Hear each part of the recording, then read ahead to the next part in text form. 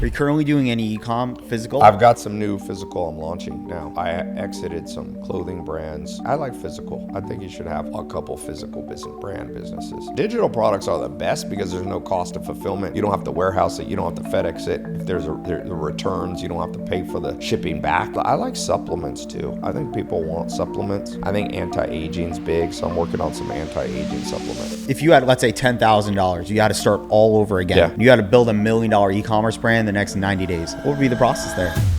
Tai, what's up? How are you? It's good to see you again. Yeah. Been a few years. Now you're in California, my neck of the woods. Had to come down.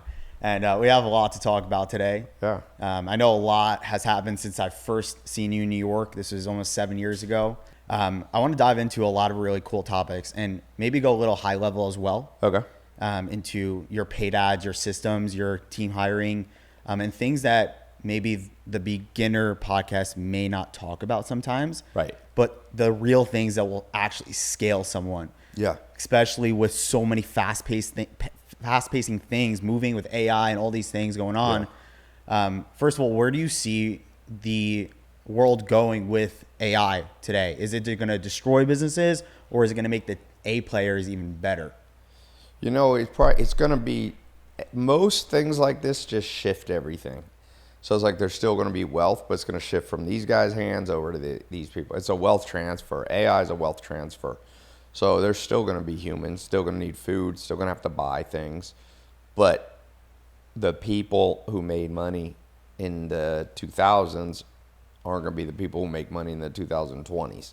There's going to be a big shift. There'll be some people like Elon Musk and Jeff Bezos that still are wealthy because they are catch the AI trend. But you got to remember, for most millionaires caught a trend 15 years ago, and they're not very adaptable to new things. So now is the perfect time for somebody who's like not rich to step in, catch the shift, and have the money just shift. Everything just causes shifts. My grandpa was a scientist. He was a marine biologist, and he worked for United Nations. And this is back in like the 1960s, before I was born. And the scientists said that this type of fish in the ocean was gone. They were like, it's extinct. We can't find it anymore. And my grandpa, he actually got blacklisted for saying, no, they're still there. And people were like, he said they just swimming deeper now. There was so much fishing in the 1960s that the fish got smart and they went deeper. Mm-hmm. So it's just a shift. It's the same thing with AI. It's like there used to be Uber was a wealthy company. Now with autonomous cars, if Uber doesn't shift, all that money's going to shift over. Now Elon Musk has a 50-cent ride in Austin, Texas. So there's still 50 cents being sent from a human to a company. They're just not going to send it to Uber anymore. So catch the shifts if you want to create wealth. You said that you talk to ChatGPT a lot. Yeah. How does someone utilize ChatGPT to the fullest? Use AI as your operating system of your brain, and don't use it as Google search. Don't say, where's 3 restaurants? I mean, you can use that, but the real thing is to say, for example, you can use AI as your therapist. AI is going to replace therapists. Say to your AI, whichever one, I actually have an app coming out to do this for you, but you just say to it, ask me 10 questions one by one that will reveal to me more about myself than I currently know about myself. So now it's like, it's not just here's the directions. It's not Google Maps. Hey, drive here to get to the store. It's not like this is the best restaurant in Los Angeles. Now it's telling you things no other human been able to tell you about yourself, and even you can't tell about yourself. So when you start to use AI as an operating system, it starts, the thing about the human brain that people forget is the human brain's really good at some stuff, but it's flawed at others. So an example of things the human brain's good at.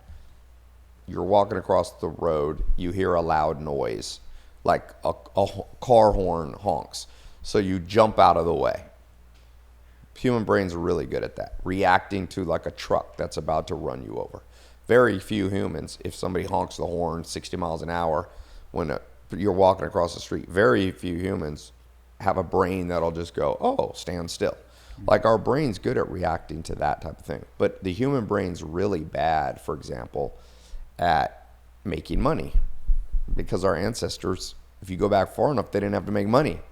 They just had to hunt enough, and the village, other people hunted. So if you had a bad day, someone else would make up. So you got to take your brain, keep using it for everything it's good at, but everything it's bad at, you start to replace it with a new operating system. The old operating system's the brain. It has like the amygdala, the prefrontal cortex, the medulla, all cerebellum, all these parts of the brain. You start to replace some of those. Good example of this is where your brain doesn't do that well is like fear memories.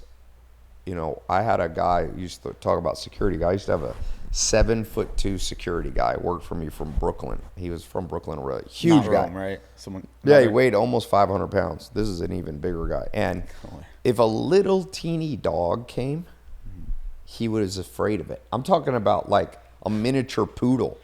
He'd be like, ah. And I said, his name was Chris, Big Chris we called him. I said, Chris, what's up? And he's like, man, when I was little, a dog bit me in the face. I'm like, first off, I don't know if you were ever little. He was 6 foot when he was 8. So I'm going, when was this? He's like, when I was like 3, a dog snapped and bit my face, and I had to go to the hospital. And the pain, that's your amygdala part of your brain. And the amygdala holds on to fear memories, even though now no puppy can hurt him. They can't even reach him. He wears size 22 shoes. I'm like, you could just kick him with your shoe. Any size dog. I don't even know if a pit bull would attack him. So my point being is AI is going to start replacing the flawed parts of our brain, and that's the best use of it. If someone has a fear Yeah. of something, whether it's spending more on ads, scaling, or in this case, starting your own business. business, how does someone, or even this case of the dog, right, where the guy clearly can just kick the dog and you go flying 30 feet. How does someone break that pattern in their head of like, hey, it's not that scary, just break it? Well, that's what I'm saying. The human brain, I'm not sure you always can. Some people say you take ayahuasca. Some people say you take magic mushrooms. You take psychedelics, they say. There's drugs that are out. But what I'm saying is eventually there'll be something that plugs into the brain. Somebody will have a little plug, or maybe it's a one-time download, like you change the oil in your car. Maybe AI will allow you to change your brain, the oil in your brain. Yeah, you're like, you got old stuck memories. Think how much people's lives is built off irrational fears. For example, a lot of people are afraid to start a business.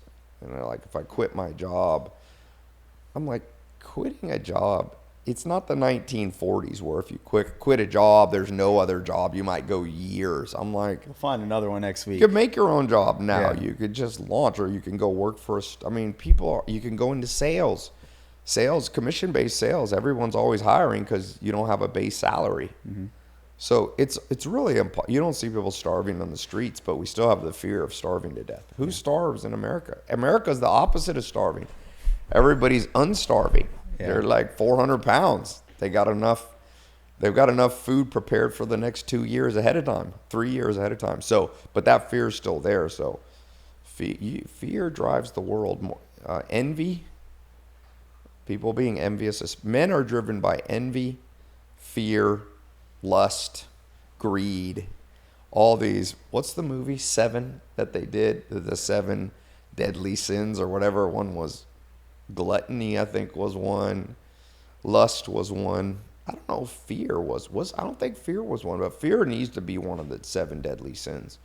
I'll tell you what's even worse than fear. Which one is the biggest out of those that you see really people holding men back specifically? Well, a lot of dudes now with porn is a big thing. So lust is a big thing where dudes are, porn is like insane. Probably the most addictive thing for men right now is porn. And how does that slow someone down? Well, it's just like any addiction to anything.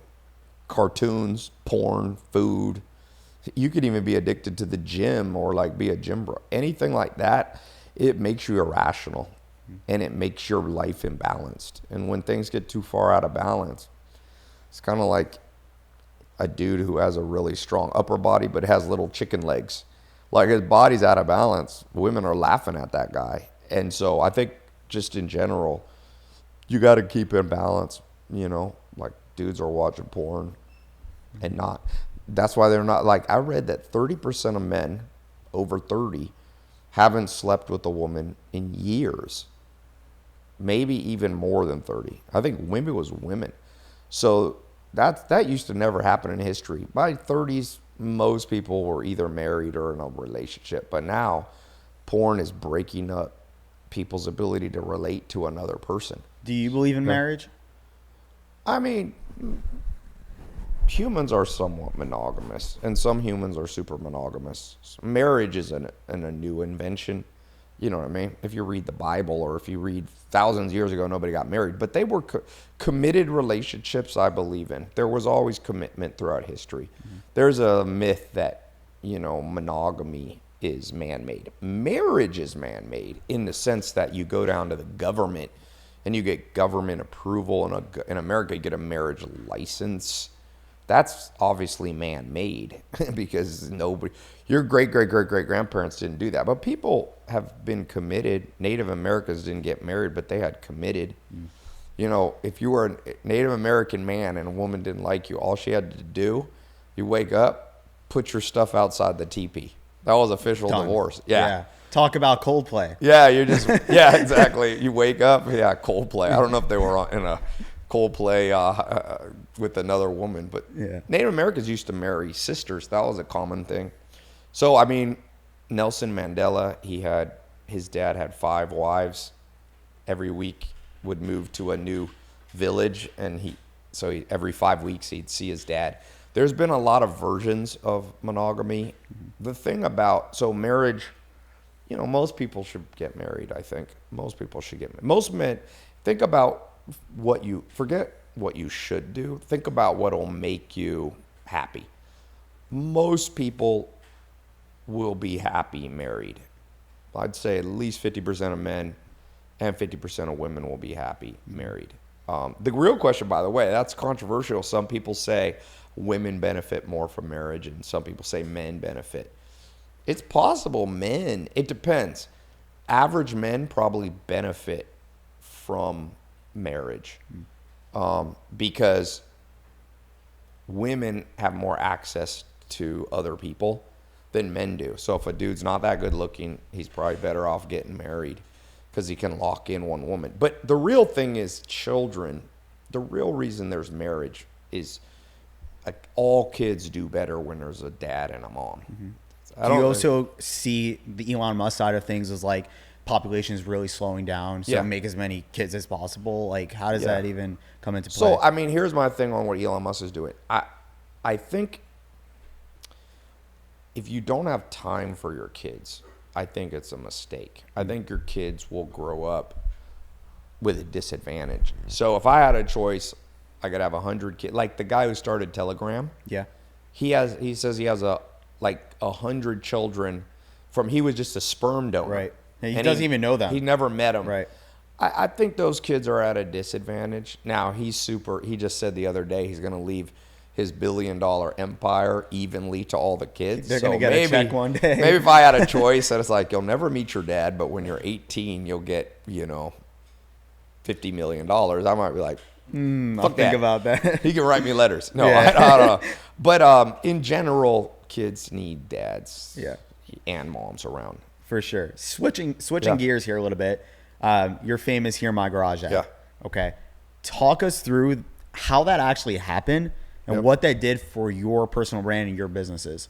Yeah. I mean, I always tell people you're one viral video away from like doubling your net worth, So get good at virality, because that video, the thing people didn't know, I'd been copywriting for a long time. Right.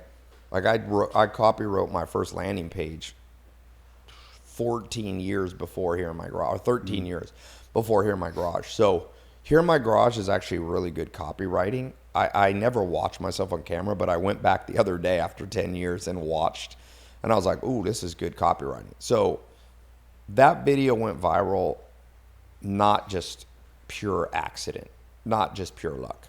So there's always some luck, but not pure luck. Because if you know how to say words, there's an old cliche that the pen is mightier than the sword. Like the pen is mightier than revolutions start with somebody just writing some words that are persuasive. Mm-hmm. So Here in My Garage is a good example. It has a strong opening hook. It has a meaningful middle. It makes a statement. It's bold. Mm-hmm.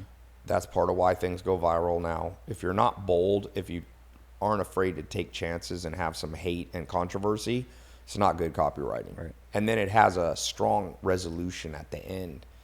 It has a reason you might want to forward it to your friends. Everything you do now, the algorithm really looks at shares. So you want to be thinking like, is this good enough?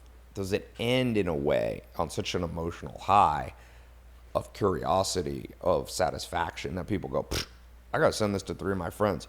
Because then you get what's called the viral coefficient. Viral coefficient is, one person watch your video, forwards it to 2 friends. Each of those 2 friends forward it to 2. Eventually, one person watching your video, the viral coefficient can be 100 other people saw it. And that video had a strong viral coefficient. And so where you go wrong is, whether it's ads or videos, is not saying anything people haven't heard before. That video had a lot of things people hadn't heard before. I was really the first person to do lifestyle marketing on the internet. There wasn't, believe it or not, it's funny, I was just thinking about this yesterday. Now everybody realizes the power of lifestyle marketing.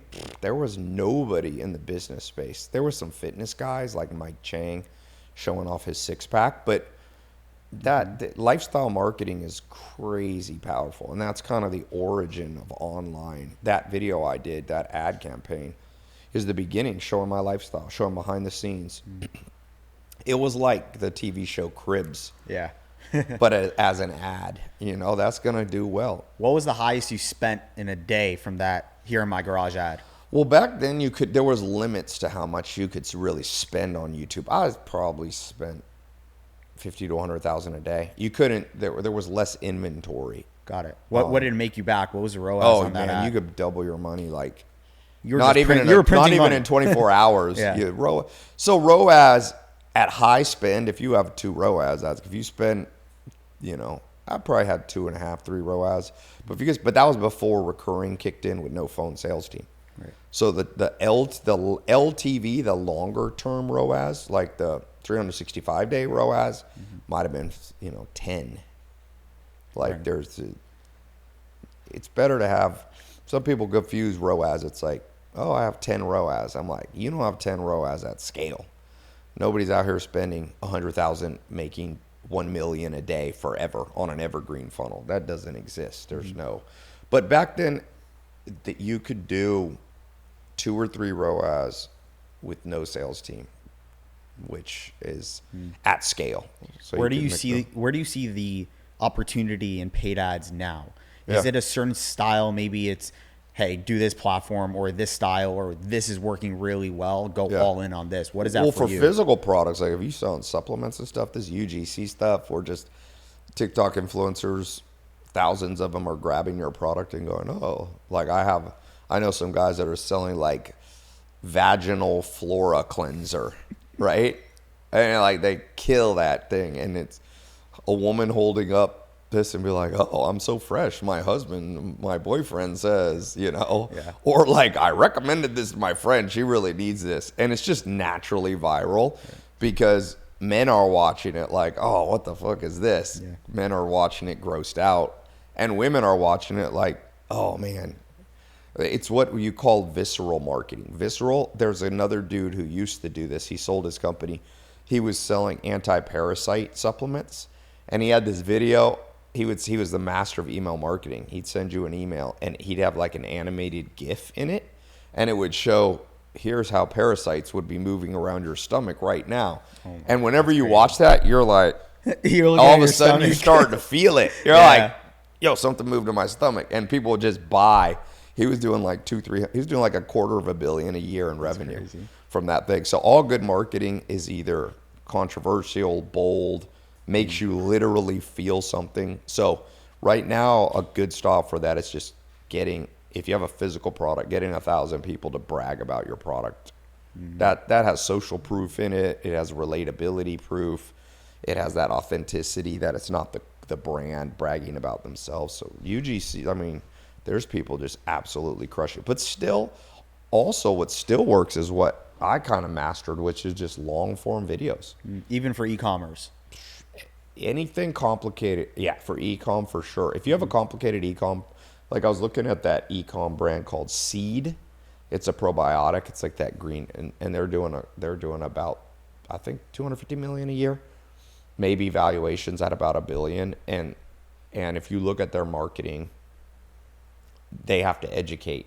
You got to educate why people should take probiotics. The average human doesn't understand their gut biome. So yeah, now if you're selling a daily vitamin, I wouldn't have a 20-minute video. But if you're selling a gut flora cleanse, you probably want 2 to 4 minute ads. Can beat somewhere. There needs to be a 2 to 4 minute. It can either be the ad or it can be on the landing page. Got it. Okay. Yeah. And if you had, let's say, $10,000, you got to start all over again. Yeah. You got to build $1 million e-commerce brand the next 90 days. Okay. What would be the process there? So if I had 10 grand, I had to get to $1 million.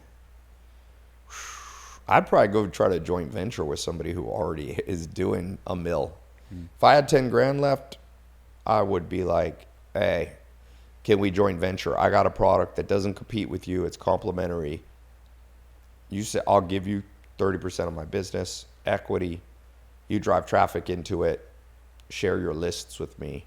That'd be probably the most tried and true way if you could talk your way into a joint venture deal to hit, almost guarantee you'll hit $1 million. So partner. Wealth requires allies. I'd try to make allies if I only had 10 grand. If I was on a desert island and couldn't do that, then I'd make sure I'd pick a kind of controversial product. I just had this guy, Roy from Cluely, the founder of Cluely. Yeah. He built an AI company, how to cheat on everything.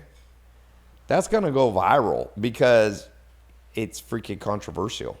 So I'd pick, if I was doing a physical e-com, I'm picking something controversial.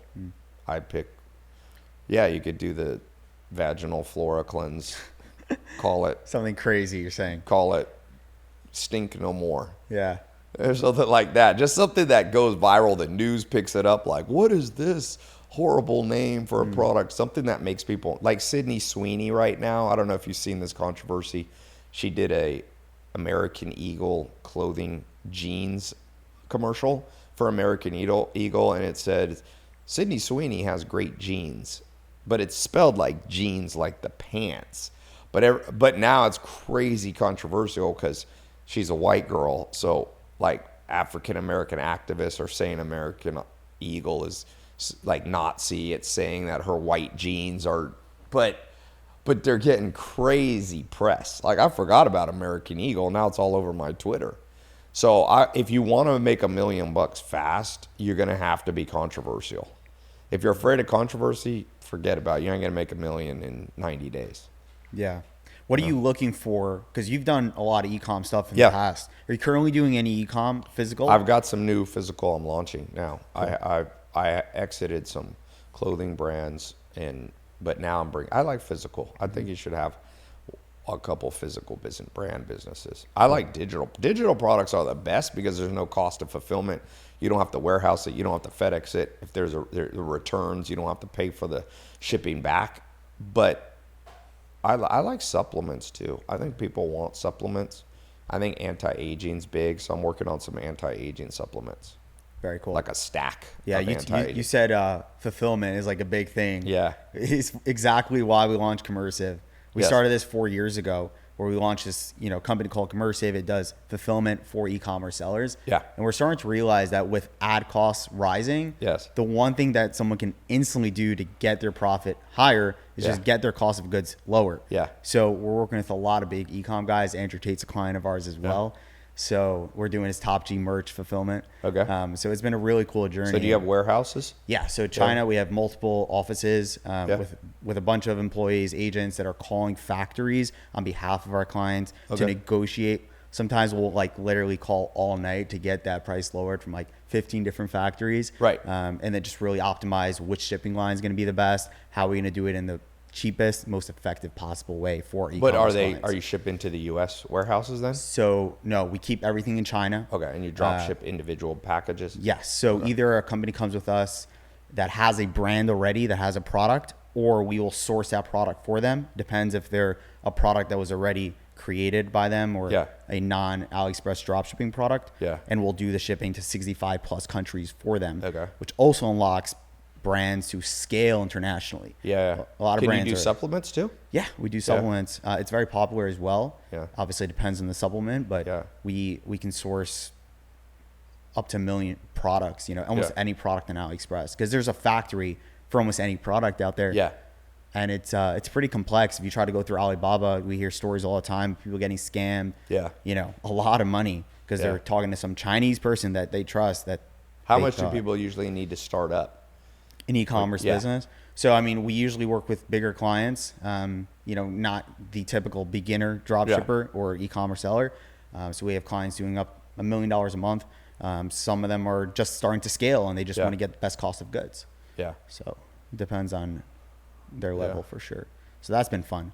I want to talk about really like your systems. Yeah. You're a really great systems guy. I remember when I taught your e-com program, which was insane because you told me at the New York event that I met you, like it was almost six years ago. You're like, yo, I want you to fly down, teach my e-com program, because you saw my live results. And when I walked into that house, I saw people everywhere, in every corner of the house, working. And I walked in today, I'm like, Ty's got the same process. Yeah. I really admire the way that you create these processes. And I want this question to be tailored more to those people who are trying to scale, but having those bottlenecks with systems and teams. Yeah. They feel like they can't do everything themselves. They're kind of feeling burnt out. What are you currently doing, or what have you done to build these such successful teams and systems? Any process behind that? Well, yeah, I mean, you got to turn everything into a system or else you're just stuck. So right now, I'll tell the simplest thing for anybody watching. You got to take everything that's outside your brain. That's inside your brain and get it written outside. This is the simplest thing. So now with AI, you can just talk. Anytime something goes wrong in the business, try to turn it into a system. So I'll give you an example. Recently, I had somebody a salesperson, who didn't set up for the closer. Like they got on the phone, by the time they handed the call off to the closer, and the closer was like, dude, this person before me didn't set me it up, didn't make me look good, And so I went to AI. I've got it trained to build me a manual. I made a new strategy. It's like all salespeople, junior salespeople, when you're setting calls, you need to pump up the person that's coming on the call next. You need to talk about their credentials, how the customer's lucky to be able to talk to this person, how experienced they are. And I just turned it into like a 2-paragraph memo, and I posted it in Slack. Everybody, new memo, memorize this. And we get it into a Word doc or a Notion document. So you're creating these SOPs and everything it as time that goes frustrates you. Exactly. Most of us, what's the temptation to do is get frustrated and then just get mad at people. Right. The problem with getting mad at people is you're emotional. When you're emotional, you're usually not thinking straight. Also, you're just getting mad at that one person. What if now there's 20 other people who might make the same mistake? Formalize every frustration you have into a piece of paper that you send to everybody. If you do this for 6 months, you won't be frustrated anymore, right? Then the only reason you're frustrated is if people aren't reading the manual and following it. But then you can just fire them. You could say, hey, look, chapter 3, strategy number 4. You've broken this twice this week. Next time we got to let you go. And do you do that, or do you have an HR I have an HR person, but I write the operating manual. Really? Because that is like kind of like the process behind everything. That's right. Right. And it used to be harder because now I just talk to AI and say, here's what I'm trying to do. Create it for me. Turn this into a short 20-word like blurb, and then do a long version. So it ends up being like 1 page. Interesting. Yeah. Okay. You could end up with 500 of those. Why not? Think about that. That's like your war manual. You're like a general. Now you have the playbook. You could use this for other businesses. Right. So let's say you've got a physical business now, you want to go into digital coaching, you just take your manual with you. In your life, if you want to make money, one of the most valuable assets you have won't be a piece of real estate. It won't even be a domain name. It won't be your Instagram. It'll be that book that you created, and you can build it in months. I mean, if you really go, I'm going to go to Palm Springs, I'm going to work on it more. Get everything into a system. I'll tell you what's good about systems too. You don't have to hire such genius people. See, if you have no instructions for people you hire, then everybody has to be a genius. And geniuses are hard to find and they're expensive. McDonald's secret is they wrote everything down you could ever want to know on how to make a Big Mac and fries. They even have a university where every manager goes to. It's called McDonald's University. Really? And you go for like a week. And the managers all go to this thing. Managers, and they work off a workbook. Everybody gets a workbook. And it's like, you put the hamburger in this with this spatula with your right hand at this angle so you don't burn yourself. Let's all do it together now. And everybody goes through a week-long training. Here's how to do the French fries. And then they've made it so simple and all written down that they can hire 15-year-olds and pay a minimum wage. That's McDonald's. I had a guy here who's an expert on franchises. He's got a guy who has, I don't know, he has like 50 McDonald's, and the guy makes like $50 million profit a year. That's crazy. And the guy hasn't been to his McDonald's to visit an individual McDonald's he owns in like 3 months. Imagine you got passive income of like $3 million a month, and you go twice a year to visit your businesses. That is because McDonald's was the first place to create an operating manual. So that's more important than any piece of real estate, more important than a trademark. Get them out. Just talk them out. And it used to be hard, and now with AI, anybody could build an operating manual this month. Yeah. That covers like 9, and you just keep adding anything that frustrates you. Yeah. You could do it for simple stuff, like if you have a maid who's cleaning and she always forgets one thing, instead of being like, hey, I want to talk to you, you're frustrating me. Like, that makes you look like you're out of control. Just go to AI and be like, I want my maid to put coconut water next to the bed, daily manual. And that way, if she's sick one day, someone else and your maid has a friend, you're like, yo, before you start work. That's so good. And you could put the most commonly forgotten stuff at the top of the manual. Right. So you just go, hey, it's your first day on the job. Instead of you working for 8 hours, I want you to spend the first hour just reading through the 10 commandments most common. I have that for my maids. I have the 10 commandments most forgotten things. What are they? Anything particular? Like, whenever I travel, I want them to seal with tape all the curtains, because sometimes I travel around the world, you're on weird time zones. Like if I go from here to Sweden, it's 9 hours difference. If you don't tape the windows shut, you won't sleep because your body's almost backwards. So she knows first thing to do comes in. It was funny. I have like a private mentor program where I mentor some of the top entrepreneurs in the world. These are big guys, like making crazy money. So I went to Iceland with a guy, and this dude's rich. This guy's I think he's netting at least $4 million a month after taxes paid, like in his pocket, right? It's a nice month when your bank account every month goes up $4 million, like 50 plus, more than that. But we're in Iceland, and after 3 days, I look over at him, and he looks like death. I'm like, bro, are you okay? You about to die? He's like, man, I haven't slept in 3 days straight. I've been awake 72 hours. I said, why didn't you sleep? He goes, because we're in Iceland in the summer. And the sun doesn't go down. It goes down from about midnight to 12:30. You get 30 minutes of half darkness. Then it's bright. Like 1 o'clock in the morning, it's as bright as this. And it doesn't even remotely get dark till about 11 at night. Reykjavik is the most northern city. So I said to him, I just assumed he had an operating manual. I was like, bro, you didn't have your maid seal up? Because when I landed in Reykjavik, my maid sealed that bed like Dracula would have been good, man. Yeah. It was complete dark. Yeah, you had to give him the SOP. Yeah, well, you know what? He didn't even have an executive assistant traveling with him. I was like, how crazy are you that you're making $50 million in your pocket and you ain't paying someone $100,000 to travel with you and change your life? So I had to send my executive assistant team to go in. We sealed up, and he had a great trip.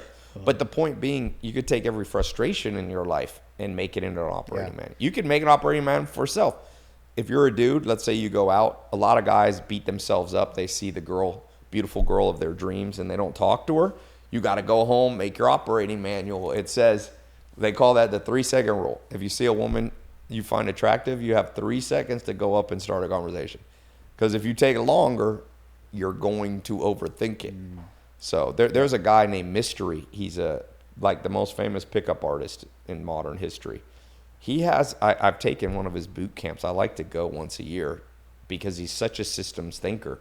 He has a system for any scenario. He has his own vocabulary.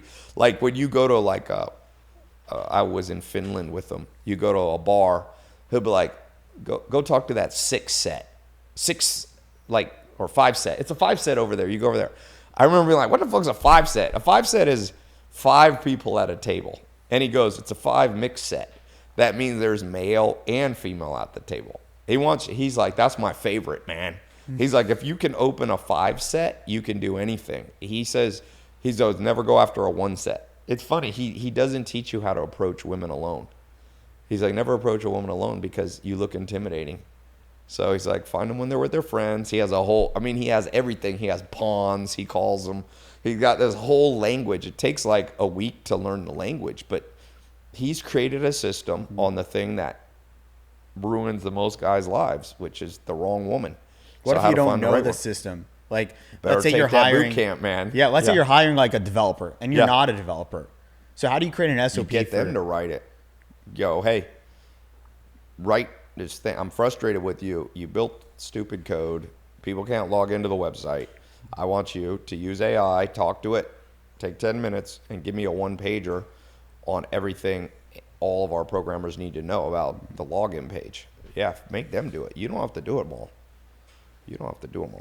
Get somebody to get them to work. If you're in my shoes, 24 years old, okay, e-commerce, fulfillment company. Yep. What would you do to really maximize the next 6 years of my life so I can hit 30? Right. Personal goal for me is Forbes 30 under 30. Yeah. And I want to hit that, and I want to also be able to exit our company for about 50 million. That's our goal. Well, I there's the 3 skills, right? Like for wealth. The emperor skill, which is product creation. Can you create a product so irresistible the world beats on your door to get it, right? That's the emperor skill. Then the queen skill is sales. Can you get on the phone with people, persuade them to buy your product? And then the king skill is, can you take that phone conversation you have and automate it into marketing? So that's what you need. You need to go deeper, what's irresistible on my product? There's something that makes your product irresistible. What is it? Is it the price is too high? Is it a lot of times it's too complex. People don't understand it. You know, so you got to have like a checklist approach, and you got to go, okay, let's start. Emperor skill is product. The people who create the most wealth. Steve Jobs created this damn iPhone, which is so quote unquote irresistible that they've sold, I think, 2 billion of them. Wow. 2 billion people. It's just everything about that product's good. They got the price down. I remember you could buy, you can buy an iPhone if it's got like a Verizon package with it for $300 sometimes, or they have specials. It's free sometimes. Yeah, and the hardest thing is to move away from it. Yeah, it's hard to move. You have all your data on there. So that's the emperor skill. So you got to take your current e-com product and go, real talk. What's the most common objections? Why will people not do this? It's either too expensive, too complicated, or solves too small of a problem for too few people. Then number 2, you got to have a checklist approach to your sales team. Let me listen to my sales team. Do they sound persuasive? Have I given them a script that's so irresistible? When they're on the phone talking to all these e-com brands, how persuasive be honest, on a 1 to 10 scale is this damn thing? Then on top of that, you have to add, marketing. Like, are you acquiring customers through automated? Do you acquire through automated funnels now? Yeah. Leads? VSL for my personal brand. Yeah. And then for e-com stuff, straight to Shopify, Meta ads. Yeah. And then the fulfillment company, we're doing a lot of events and affiliates. Yeah, but maybe make a funnel for the fulfillment company. Yeah. Good paid funnel. ads are You can funnel hard anything. B2B. Yeah, but not really. You'd be surprised. It's also a specific person. It's like people doing over 100K a month. Yeah, but they're all on. Everybody's On the online platform, today. you're right, Every yeah. one of your customers you want, 100% of them globally, are online. I don't know. I think I've heard people say you can't get B2B leads. I don't think it's true. By the way, are you doing LinkedIn outreach? No. Man, get a hot girl to DM every ideal client on LinkedIn that says they're an e-com. You could get, like, I know I have a private partner. I have a partner level client who's doing, she's on her way to doing $500,000 a month with a new business. She actually had to turn off LinkedIn. She gets too many. Wow. She gets too many people. She's not even, her business will be at $1 million a month easy from scratch, just from LinkedIn. So I wouldn't sleep on, if I was going B2B, I'd have a pretty woman reaching out to every dude, hey, with a good pitch, you know. But when a guy gets a DM from look at pharmaceutical companies, their whole secret is having a pretty woman going into doctor offices peddling their pharmaceuticals. Wow. You don't ever see some nasty woman walk in. It's always a good looking woman. Pharmaceutical companies, people hate pharmaceutical companies. A lot of it's rightfully so, but remember the old saying, if you can't beat them, join them. So if you hate pharmaceutical companies, then the way you beat them is you get your all natural herb company and you get beautiful women knocking on doors. Doctors will sell that too. You know, that's why I said, what are the core drivers of your humans? Sex, money, fame, happiness. These are the driver. Children. Have you seen the personal brand space changing a lot in terms of, you know, how you advertise and how your ads are? Because I see a lot of like organic feeling, the kind of the total opposite of what you really were focused on, where you had the Here in My Garage with Lambo. And now it's kind of like a little more organic feeling. Yeah. Is there a reason you're doing that? Is just something you're seeing there? Well, I mean, I think you need both now. You need organic marketing, social posts, just to get trust and awareness. And then you retarget them with ads. Right. The style, you need both. Yeah, the style. Like, you don't want everything you do to be an ad because people get turned off by being sold something. So you talk a lot in your ads and bring a lot of value, which is really cool. Yeah. And then you somehow twist it into the call to action, which is so perfect. Yeah. Is there a thought process behind there? Or you're just so good at recording these ads? Well, I've done it a long time in practice. Your ads need to be, the beginning has to be somewhat entertaining. I've tried every different hook you can think. Nowadays it needs to be direct and entertaining. And if you beat around the bush too much, so if I do an ad and I'm trying to sell, I don't know, this microphone, and I start out by going, you know,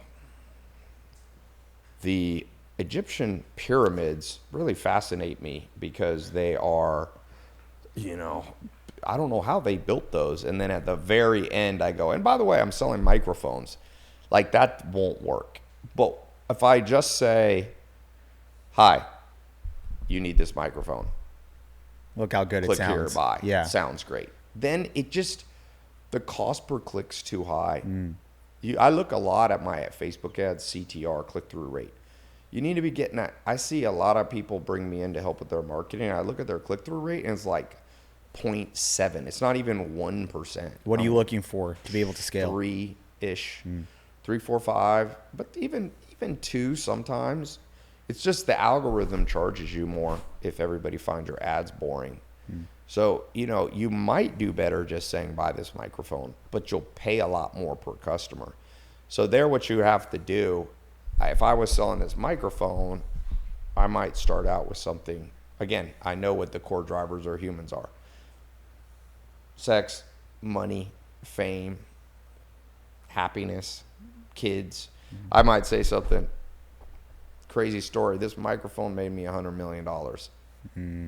Let me explain why. You wouldn't think that it's important, but number one, I'm a marketer that's done more than 100 million, and if my audio is not perfect, if it has any little clicks and any tick tick tick tick, like, people just stop watching your stuff. So if you're watching me right now, I could tell you from personal experience, don't be cheap. Don't be cheap on microphones. You could buy a $5 microphone, but if you knew it could make you millions, wouldn't you spend $150 on a mic? So this is the perfect happy medium. It's not too expensive. It's not a $10,000 studio microphone, and it's not these little shitty ones. Get this one. I know $150 sounds like a lot, but if you're in business for yourself, it's a tax deduction. So you're probably $50 of it is savings in taxes. So you're really only paying $100. And then all you need is one extra sale of one product ever using a good microphone. So that was direct but kind of intriguing. Yeah. So you got to walk the line between boring here and totally distracted here, where you hardly even talk about the microphone. Right. Yeah, I've heard also having entertaining ads too, or humor can really help your, CPMs, cost per click go down, everything. But I've seen that fail too. It's not always. It depends if you do it with the right direct call to action. Yeah. It can be too, like you said, distracting. Yes. Of like what and is also he trying to depends sell what here. you're selling. Yeah. Like if you're selling a piece of equipment to save your grandma's life if she trips and falls, maybe, I guess you could have a funny one where it shows grandma's falling down and the breaking stairs. I've fallen. There used to be an ad campaign. I was like, help, I've fallen and I've broken my, have you ever seen that one? I can't get up. Yeah, I've fallen and I can't get up. That one was meant to be serious, but they made fun of it so much. What was that? That was called Life Alert, I think. Yeah. I think, Big but company. you know what's funny? I bought one for my grandma. Because of, that's Yeah, crazy. because you couldn't get away from it. I was like, finally, I was going, help, I fall and I can't get up. I'm going to get one. Yeah, it was Life Alert. There used to be one called the Clapper to find your keys. Yeah. I saw, what's the TV show I saw where they had, the guy made the Snapper?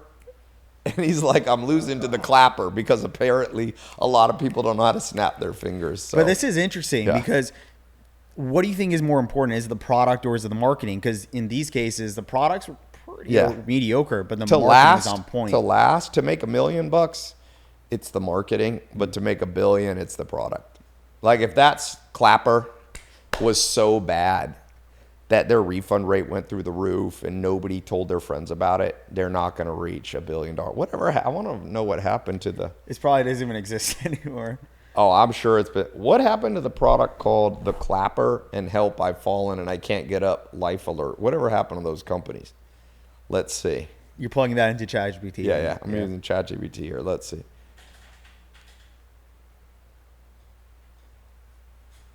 It's interesting because a lot of these trending Clapper products can go crazy. Clap off. It's still being sold. Really? Oh, okay. And then I Fall and I Can't Get Up. It was Life Call. It collapsed in 1993, the business, and its trademark expired in 99. But maybe Life that's an Alert older was one. sued by prosecutors for deceptive high pressure sales. What kind of, what were they doing that's high pressure? Maybe it was the grandma's falling. Buy this. I'm going to push your grandma down the stairs if she don't buy it. It's Life. Disclaimer, this is a paid actor. Yeah, they went, Life Alert. So separate firm is using the slogan since 2002. Yeah. There was early failures of the, I bought a Clapper once and I remember it didn't work right. Yeah. I would try to hide my grandma's keys because my grandma lost her keys like no human. So I was like, Grandma, you need Life Alert if you fall and you do the damn Clapper. I put one on her. She would lose her camera like every day. She'd lose it. And I'd be walking around trying to clap and it wouldn't work that well. It would be like it was around the corner. And If you clapped, what happened? What was the proc supposed to do? It was supposed to beep. So you just walk around. You end up walking around your fucking house like this. That's funny. Yeah. Okay. Now, here's a question to wrap things up here. So many people, they know what they need to do. Yeah. But they don't do it and they're not successful. Yeah. I think this is a common thing we see. People are scrolling on Instagram Reels for hours every single day, TikTok. They see all this motivation. They see, Andrew Tate, everything like that. But yet they're in debt. They have less than $10,000 to their name, $5,000. Why is that? What can they do to actually break out of that? We got to realize, some scientists think that maybe only 2% of people are even conscious and active in this world. Like 98% of people are like video game NPCs, non-player characters. So you got to wake yourself up. Like all of life, there was an ancient book written by Plato called, the Cave. And the basic story is that most people are like in a dark cave and they don't even see what's going. They don't even understand life. They're not alive. They're asleep. And so the first thing anybody has to do is have a real talk. It's like, are you asleep? And how do you become asleep? You become hypnotized by things. The algorithm, doom scrolling, is hypnotizing people. Porn, hypnotizing people. Becoming too introverted and shy, then you're just like you go to parties, you're a fly on the wall, you don't participate. So all of life goes to the people the man in the arena, the one who goes to the party and just goes, fuck it, I'm going to talk to 5 strangers today. The guy who says, instead of looking at porn, I'm going to go get 5 women's phone numbers today out at Starbucks or something. So you have to understand that, like, all the risk is being in the arena. That's why people don't want to do it, by the way. They're scared to step in the arena. Yeah, like there's risk there. Like, if you go, look at LeBron James. He's arguably one of the greatest basketball players. Half the articles on him are negative. He's the man in the arena. He's out there playing the game. Now, I guarantee you he experiences like pain. Like, damn it, why are so many people hating on me? But he also has $1 billion. So I understand why people don't want to go do stuff. It's because all the downside is in doing stuff. What you have to do is get mind control over yourself, hypnotize yourself, and realize that even though all the pain's there, all the reward's there, and reward offsets pain. And so I think that it's going to get worse. People are going to become non-participants in life. AI, it started with Google. People forgot to read books because you didn't have to read books because you could just Google everything. Now with AI, it's on crack. Yeah. Now so the good news, this is how I think about it. You can't change everybody. Woe to the man who tries to teach someone before they're ready to learn. Instead of getting frustrated that most of the world is like it is, just realize what Charlie Munger said is true. If it wasn't for the stupidity of other people, you wouldn't be able to get rich. So just make sure you're not stupid. Don't try to fix the whole world. You can fix your social circle. You can fix your backyard. You can fix your tribe and your neighborhood. But don't get mesmerized into observing too much of the overall world. Don't watch the news that much. The news is built to take other people's problems and make them yours. So that's hypnotizing you in the negative. Anything that hypnotizes you out of the arena of life is bad. Anything you asked me what's wrong with porn. Well, inherently, maybe nothing's wrong, but it hypnotizes you in the other way. You're now no longer in the arena. You're no longer a guy who, like, my dad had a lot of flaws, was in prison and stuff for selling cocaine, but my dad was great at talking to women. He had mastered that early in his life. Probably by the time he was 18, he had a skill. Anybody he wanted to talk to, he was confident. Nothing could ever, if you shot my dad down, it was like, women shoot men down, and if a man doesn't react, sometimes the woman then likes the guy. Yeah. So my dad learned in that area to be in the arena and practicing and getting, and the cool thing now is, so few people are in the arena. The whole world's become spectators. They're just watching and not being a part of it. If you go to a concert now, like a live concert, when the best song comes on, 100% of people have their phone. Why? You ever see people like 4th of July? Tell people, recording. Yeah. No humans ever watched fireworks live from the past. Nobody's been like, yo, man, it's December. Let's get back. I got that 4 minutes of a black sky and watch. That. So I'm just saying the whole world, the only winners are guys like Mark Zuckerberg, who owns the platforms, the guy who owns Snapchat. So create, you're saying, create rather than consume. Yeah, stop filming everything. I have to resist that temptation to myself. Yeah. You're like, shit, am I just filming? And then I'm never going to watch this. I just had a family reunion. And I've caught myself, like, instead of talking to people at the family reunion, I had like 25.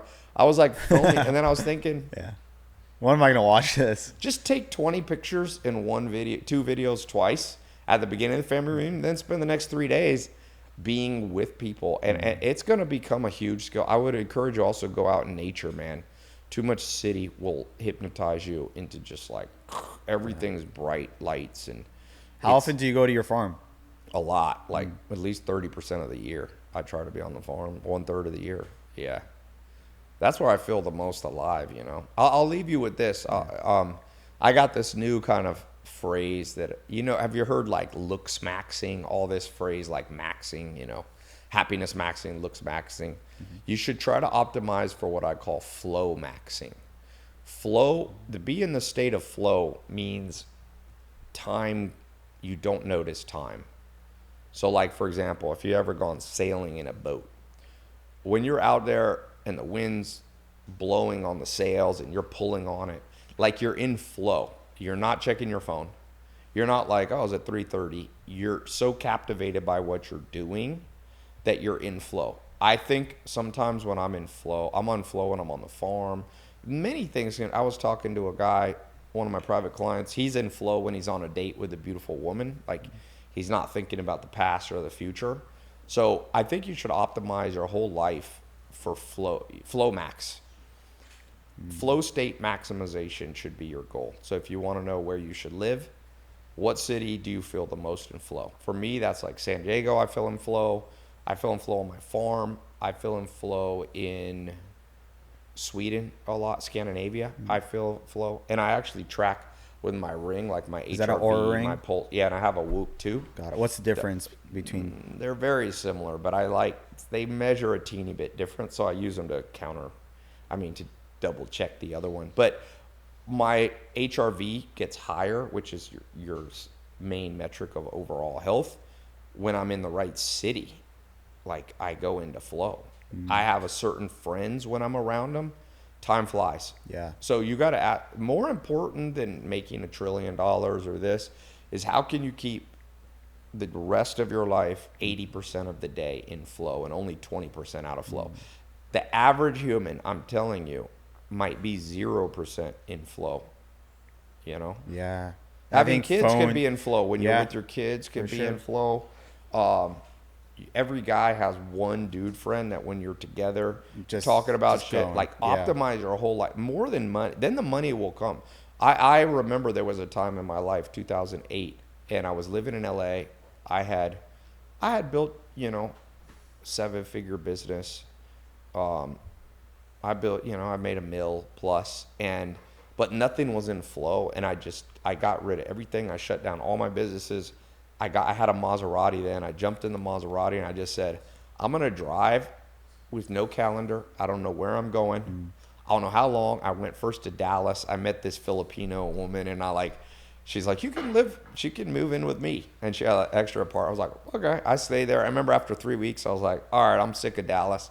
I just told her, thanks, man. I got to go. And I drove to Miami. Then I went Miami to Raleigh to New York. I ended up in Montreal, Toronto. And that was a flow state for you. Yeah, because time had no meaning. I was just doing what I felt like. And when I came back, so that was like a year flow. I thought a lot. I had been thinking when I was driving across America and Canada. And I go, I'm going to do this personal brand thing. And so 2009, when I came back from that, I had one of my best ideas. Not everybody knew about building personal brands. I was one of the first people to build a personal brand. And I literally started posting to my YouTube. I found my first video. I was at Laugh Factory. My friend Zach, and YouTube had just released an app. You used to have to upload videos from your laptop. I got a video. It was on my memories. It's 2009. I'm like, hey, Zach, I'm going to film this. And right here at the Laugh Factory, I'm going to upload this to YouTube. He's like, no way, you can do that? Wow. But that came from being in flow state. I got my most creative business ideas. So for people who feel overly stressed, hey, if you can, sell everything, put your stuff in a car, go around the world for a year. Yeah, I find even turning off your phone for an hour, that helps me a lot. Heck yeah. Yeah, I agree with you 100% because when I get in the office and my phone is on, and I'm trying to get the biggest task of the day done and my phone's dinging, it just takes away the flow state. Exactly. Your brain's kind of on and off. Tai, thank you so much. Yeah, man. This was incredible. Thank you. And hope you guys enjoyed. I'll see you in the next one.